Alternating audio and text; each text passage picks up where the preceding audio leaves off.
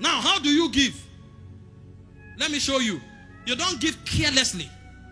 There is a way to give to command results. And I give you 7 of them. Number 1, you give from the place of love. Only love motivated giving produces result. If you don't love, don't waste your time. You must love God to give to God. Don't come to God with a transaction mentality. He said, if I give, it shall be given unto me. So you don't have any relationship. You just want to manipulate God and get 100-fold. He said to the crafty, he will show himself crafty.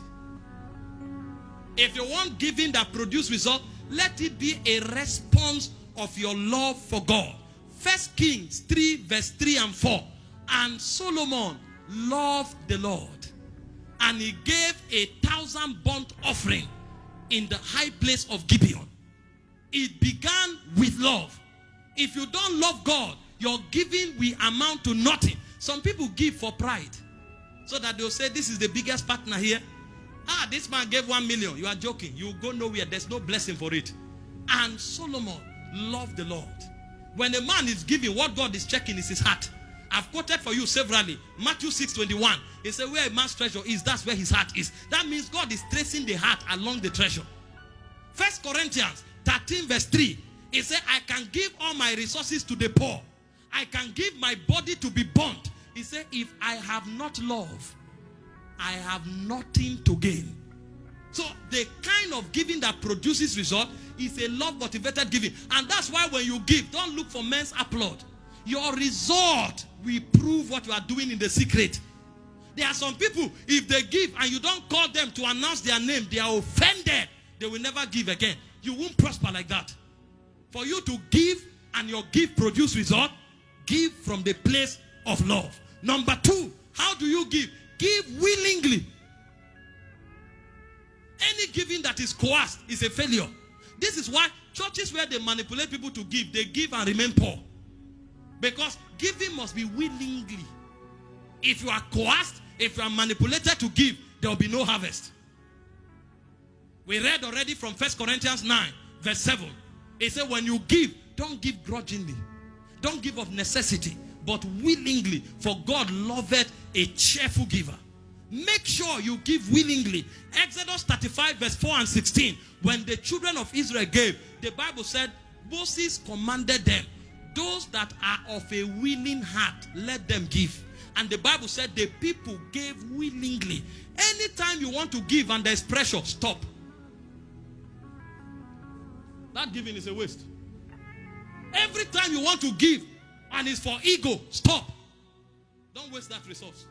It will waste. Every time you give, let it be that I want to advance God's kingdom. I want to show my love for God. It must be willingly. I'm showing you what releases the power to get wealth. See, there's a power for wealth. Oh. In Deuteronomy 8:18, he says, you shall remember the Lord your God. It is him that giveth thee power to get wealth. In the God equation, there is a power that maketh rich. But there are laws. Give willingly. Number 3, give righteous resources. Don't go and steal and give and say, God will bless me. You do yahoo yahoo. You come, you say, God will bless me. In his mercy, he may. But that's not a guarantee. Because God will not take an offering that came from stolen goods. God will not accept that offering. He may just bless you because universally is a father and he blesses. But that is not even guaranteed. Because God is more interested in your soul than is interested in your blessing. So give righteous proceeds. In Ephesians 4:28, he said, let him that stole steal no more, but walk with his hand that he may have to give. So don't steal, don't fornicate, don't do harlotry, don't do yahoo yahoo and say, I've given, God bless me. What will he bless? Will God bless evil? Will God bless iniquity? Will God bless wickedness? No, he won't do that. By reason of his universal mercy, you may enjoy some of his blessings. But if it has to do with his direct input in your life, forget it. It will not happen. So make sure you give righteously. The scripture we read from Job 22, from verse 21 to 24, you see what the Bible said. It said, acquaint now yourself with the Lord. It said, if you turn to the Almighty, then you shall be built up. He said, then you shall put iniquity from your sanctuary. Then you shall lay up gold as dust. Don't be a thief and then say, if you give, it shall be given unto you. You won't prosper. Let him that stole stop. Stop the stealing first. Stop the harlotry first. Stop the yahoo first. This is why I said this system is a faith system.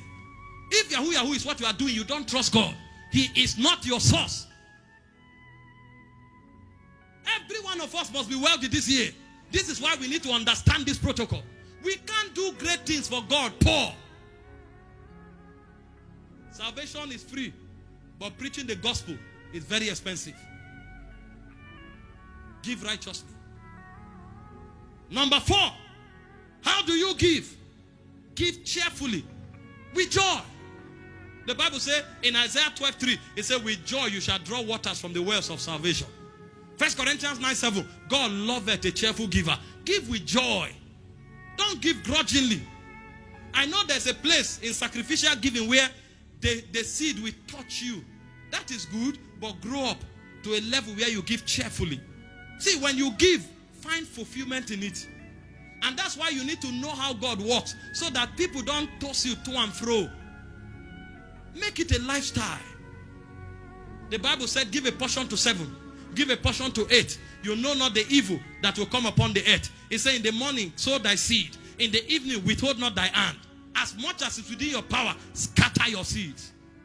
Let it become your lifestyle, and see if your life remains the same. You know, in the New Testament, God puts our blessings in our hands so that we determine how we move. Because the New Testament walk is a faith walk. And I'm telling you, as touching material resources, the reason we are walking in lack is because we are not commanding the blessings that is available to us.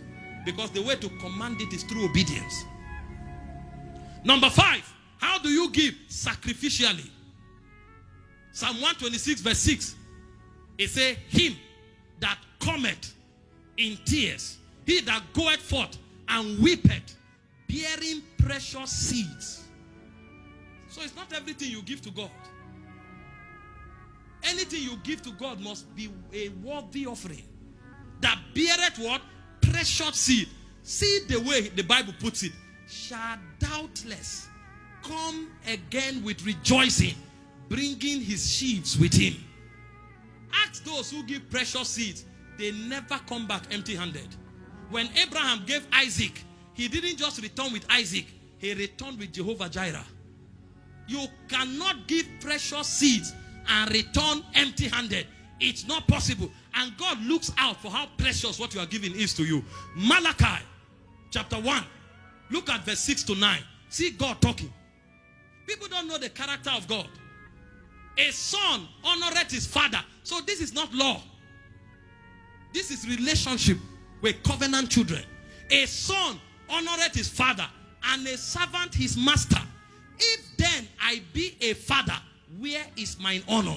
And if I be a master, where is my fear? Saith the Lord of hosts unto you, O priest that despiseth my name, and ye say, wherein have we despised you? So this is God rebuking even the priest. So nobody is left out. There are many pastors who collect offering, they never give offering. They are shouting, offering time, blessing time, give bountifully. Check. They never give. That's why church folds up. That's why they become poor. Next verse. Verse 7. You offer polluted bread upon my altar. You say, wherein have we polluted thee? In that ye say the table of the Lord is contemptible. Next verse. And if you offer the blind for sacrifice, is it not evil? So what they don't need is what they give God. Some people want to give God something, they squeeze an old note that is useless to them and they throw it. You don't give to God like that. You don't give what is precious to you, you don't handle it like that. That's why we give you envelopes in church, to teach you how to manage what you give to God. It's a training in itself. He said, and if you offer the lame and sick, is it not evil? Offer it now to your governor. He said, will he be pleased with thee? Or will he accept your person? Saith the Lord. So God is saying, what you can't offer to your governor, you are bringing to me. Because you don't give precious things. People are careless when it has to do with God. If they want to give to a friend or a spouse or an honorable person, they prepare everything to make it showcase honor and dignity. But when it's in the house of God, they don't even know what they are coming to church with. When they say offering, they say, yes, sir. Somebody who is not deliberate about offering, can he give seeds and sacrifices? That's why we are where we are. Because these things don't mean much to us. And you know the way your mind works? Because you don't take it serious. Even when God is declaring your financial blessing, your spirit can't respond to it with seriousness. Because it's not a serious thing to you. It's not a big deal to you. So when you give precious seeds. See, if you want to shift your level, these are the secrets. They never fail. Number 6, how do you give? You give reverently. Proverbs 3, 9 and 10. Honor the Lord with your substance and with the first fruit of your increase. If you are giving anything and it's not in reverence and honor, please don't waste your time. When God blesses men, it's deliberate. And finally, give unendingly. Galatians 6:10. Don't give today and tomorrow you are not giving. No, make it a lifestyle. This thing is a system. This thing is a way of life. As we have therefore opportunity, let us do good unto all men, especially those who are in the household of faith. Every time you have opportunity to do good, especially giving, take advantage of it. Take advantage of it. You know why these things are important? Because these things make you spiritually mature, especially in the area of your finances. And I told you already, kingdom prosperity is an entrustment. And so only the mature can be entrusted with kingdom prosperity. But one of the ways God vets your maturity in the things of God, especially as it does with finances, is through these principles. So you activate that faith through obedience. I've seen many people who don't look like it, but when you come close to them, you will be humbled. Just because they engage these things every day. Some people think it's when you become great that you'll start doing this. No. If you wait for that, it will be in another life. You do this to become great. You don't wait to be great to start doing it. I've told you my story. God taught me to give from when 10 naira was my capacity. And I migrated to 20 naira, to 50 naira, to 100 naira. And we have been growing since then. Don't wait. Don't wait. This is a lifestyle.